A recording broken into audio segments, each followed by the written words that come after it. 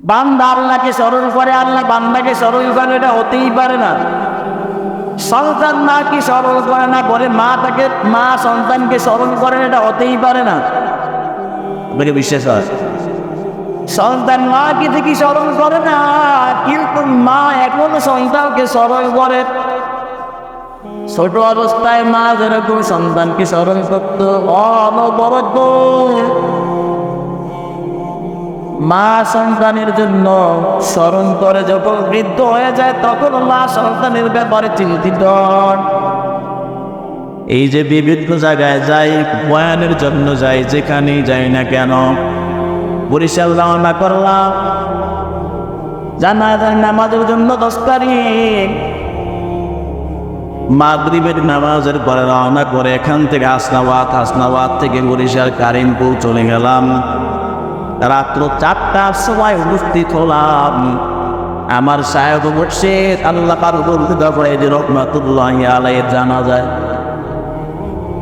রাত্র যখন 3টা বাজে আমার পা ফেলে দিছে, বাবারে কেমন আছে, বুঝছস কিনা, কোনো সমস্যা হয়েছে কিনা।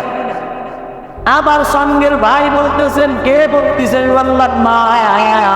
বলে স্ত্রী তো ফোন দেয় নাই, মা তো ঠিকই ফোন দিয়েছে।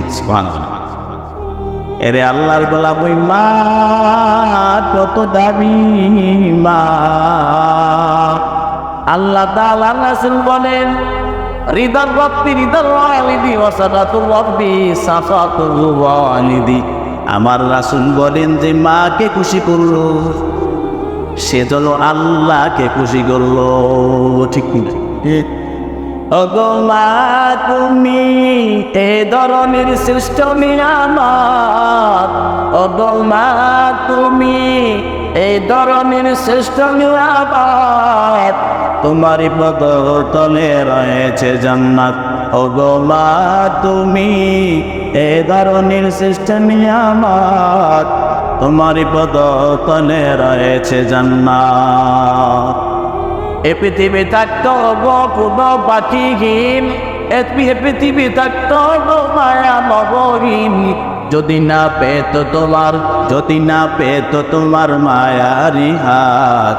ওগো মা তুমি এ ধরনের শ্রেষ্ঠ নিয়ামত, তোমারই পদতলে রয়েছে জান্নাত।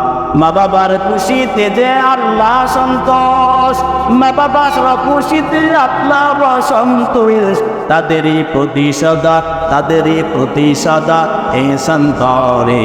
ওগো মা তুমি এ ধরনের শ্রেষ্ঠ নিয়ামত, তোমারই পদতলে রয়েছে জান্নাত।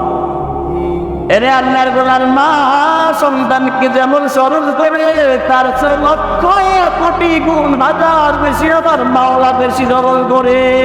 সুবহানাল্লাহ। আমি গত 2 দিন 18 তারিখ 19 তারিখ মাহফিল করলাম মোহাম্মদপুর ভাঙ্গা মসজিদের সামনে বিশেষ বক্তা হিসাবে। 19 তারিখ বয়ান করলাম জাফরাবাদ প্রধান বক্তা হিসাবে। আমার মা যখনই আমি যাই তখন আমার মা আমার পোষায় দেয়, ফু দিয়ে দেয়, কি করে পোষায় দেয়, ফু দিয়ে দেয়। আমি কই মা আমার লাইফে মোহাম্মদপুরের মতো যেখানে ওলামা এক নামের গোডাউল, এই জায়গায় আমার লাইফে মোহাম্মদপুরের জায়গায় মাগরিবের পর ছাড়া কখনো বয়ান করার সুযোগ পাই নাই। এবছর কেন আল্লাহ সুযোগ জানি না, মোহাম্মদপুরের মতো জায়গায় আমার প্রধান বক্তা মাওলায় বানাইছে কেন আমি জানি না। আমার বাবা টেনশন নাই, আল্লাহর উপরে ভরসা, আল্লাহ সাকসেস দিয়ে দিবে। সুবহানাল্লাহ। বিশ্বাস করেন আল্লাহর কসম, আমার এই লাইফে যত বয়ান করছি সমস্ত বয়ানের মধ্যে 18 তারিখ 19 তারিখের বয়ান আমার লাইফে সবচেয়ে সুন্দর বয়ান হয়েছে। বলেন সুবহানাল্লাহ। সুতরাং বাপ মার দোয়া, আমার ভাই আমার ভিডিওর নিচে লেখে, আমার মা বাবার দোয়া আমার ভাইয়ের উপরে আছে, আমার ছোট ভাই লেখে, কমেন্টের মধ্যে লেখে। তাহলে বুঝতে পারছি যে ঠিকই মা বাবার দোয়া আছে না নাই। এজন্য ভাইয়া দুনিয়া এবং আখিরাতে কল্যাণকামী হইতে হলে বাবা মাকে সারা যাবে না, সারা যাবে না ইনশাআল্লাহ। আল্লাহ তাআলা যতবার স্মরণ করে মা বাবা যতটা স্মরণ করে না আল্লাহ তাআলা করছে, দেখুন বান্দাকে স্মরণ করে।